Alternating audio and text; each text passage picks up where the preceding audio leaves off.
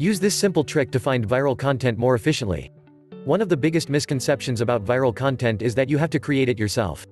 If you are launching a viral content marketing campaign, the idea is for you to come up with the next best piece of content in your niche.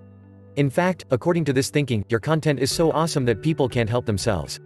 Seriously, when they see the content, they read it, they engage with it. They can't help but click on the link and join your mailing list, buy whatever it is you're selling, or otherwise make you money. This is a fantasy. This is in no way, shape, or form connected to reality. Not even close. You have to understand that viral content is actually very, very complicated. At the end of the day, nobody really knows why a piece of content went viral when something that is almost identical fails to get traction. If you don't believe me, just scour through the video collections of YouTube. There's a tremendous amount of funny, sad, enraging, or otherwise engaging videos that have very few views. I'm talking about less than 100 views. You can tell on face value that these materials are top-notch in terms of quality. What's going on? Well, nobody can really quite put their finger on it.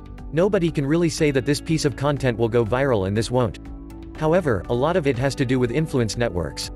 A lot of it has to do with who you share the content and where you share as well as when you share.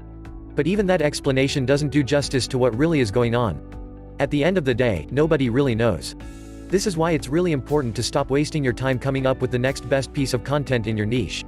There's a high likelihood that you probably are going to fall flat on your face. That's right. I know it's depressing. I know this is the kind of thing you probably don't want to hear, but this is also the truth. Instead of just trying to reinvent the wheel or come up with something truly awesome or revolutionary or earth-shattering, focus instead on what already works. I am, of course, talking about content curation.